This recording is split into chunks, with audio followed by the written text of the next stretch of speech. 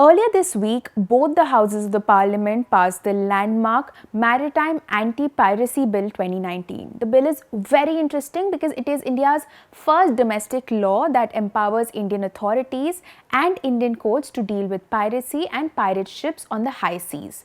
Of course, we all have a vague idea as to who pirates are, but how does the bill define piracy? What does piracy mean, and what does a pirate ship mean under the bill? And why was there a need to bring about such a law?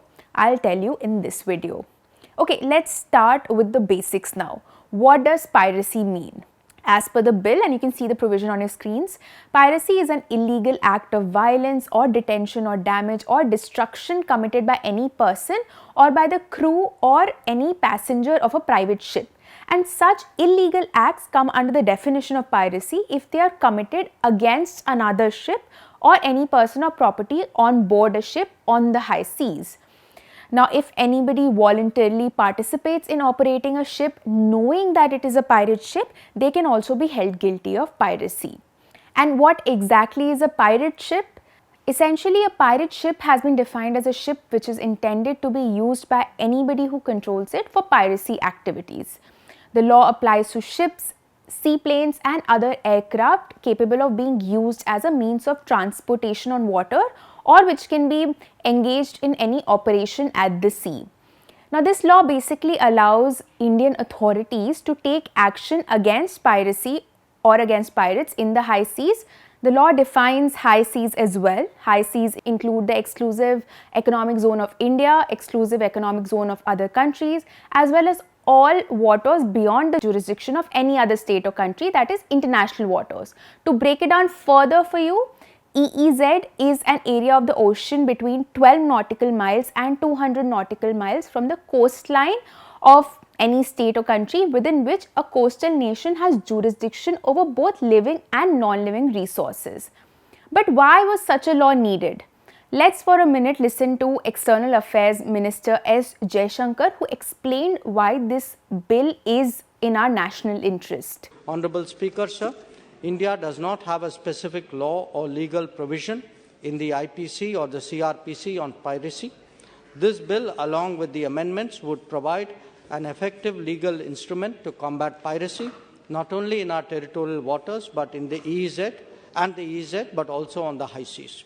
India's security and economic well-being is inextricably linked to the sea, and maritime security is a prerequisite, with more than 90% of our trade with the world taking place through sea routes and more than 80% of our hydrocarbon requirements being seaborne. The security of our sea lanes of communication is critical to our national well-being. India is also one of the largest providers of seafarers in the world. We are a signatory to the UNCLOS 1982, which was ratified in 1995.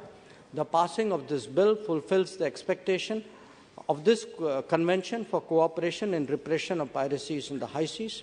Essentially, he highlighted how incidents of piracy are increasing and how maritime security or security over the high seas would help India's security and economic well-being. Attacks by pirates operating from Somalia have also increased since 2008. The bill speaks of that, Statement of Objects and Reasons. This has been rampant in the Gulf of Aden, which separates Somalia and Yemen and connects the Arabian Sea to the Red Sea and through the Suez Canal to the Mediterranean Sea.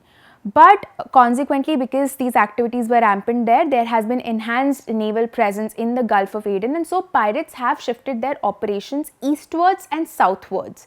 So there have been several such piracy incidents towards the western coast of India as well, and this is why the bill was needed.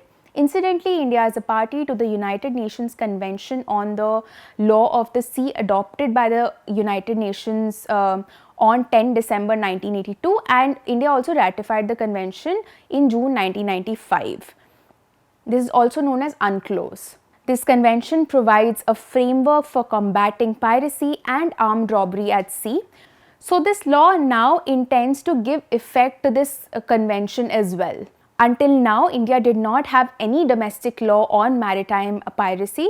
Therefore, Indian Penal Code provisions related to, say, armed robbery are usually used to prosecute pirates apprehended by the Indian Navy and the Coast Guard. However, this has proven to be extremely inadequate in the past. Let me give you an example as well. Take the very interesting case of the hijacking of the Japanese ship MV Alondra Rainbow in 1999. This was the first sea piracy case tried by an Indian court. The group of armed Indonesian pirates were captured by the Indian Coast Guard in the Arabian Sea, and they were tried in India.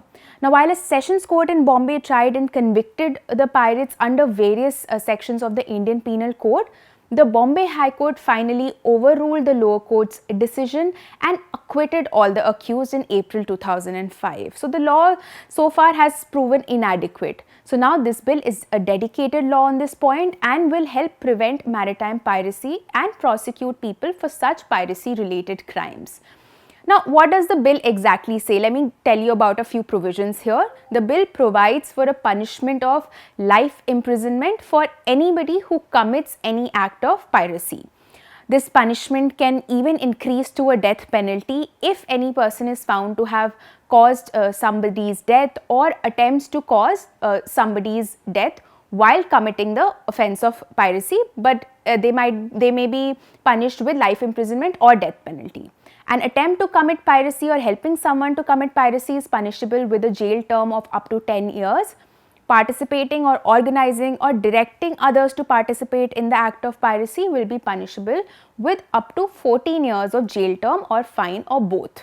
Also, anybody authorized under the law can board the ship and arrest the people or seize the ship and property on board if he suspects, an authorized officer suspects that any ship is engaged in piracy on the high seas. Additionally, the bill also provides for designation of specific special sessions court in different states for speedy trial of offences. Notably, this court would have the jurisdiction to handle cases against any person apprehended by or in custody of the authorized personnel or the police, irrespective of their nationality or citizenship. So, in other words, these courts would be able to handle trials against foreigners caught under this law as well, along with Indian citizens or resident foreign nationals in India or stateless people. And the bill has very strict bail conditions. In fact, they're similar to the much criticized bail conditions that have been prescribed by the Narcotics, Drugs and Psychotropic Substances Act, that is NDPS Act 1985. It requires a court to have reasonable grounds to believe that the accused is not guilty and that he is likely to commit another offense while on bail. The NDPS, a similar condition under NDPS is often criticized because it makes getting bail extremely difficult. Additionally, the bill also provides for presumption of guilt of the accused unless the contrary is proven in case certain conditions are satisfied. You can see the conditions on your screen right now. So, just to let you know, the fundamental principle of criminal law is that an accused is presumed to be innocent until proven guilty, and therefore the burden lies on the prosecution to prove his guilt. However, this bill overturns that and places the burden on the accused to prove his innocence instead in certain conditions when he is presumed to have committed the offense already. So, the presumption is that. Now, while the bill was being debated in the Lok Sabha, Congress MP Manish Tiwari felt that this specific provision on the presumption might make the extradition of the accused extremely difficult. Well, in any case, the provision is a part of the bill that has now been passed by both the houses of the parliament. The 15th section bill will become a law once the president gives her assent to the bill. Thank you so much for watching this video. This is Apoorva Mandhani for ThePrint. Do subscribe to our YouTube channel and follow us on Twitter, Instagram and Facebook.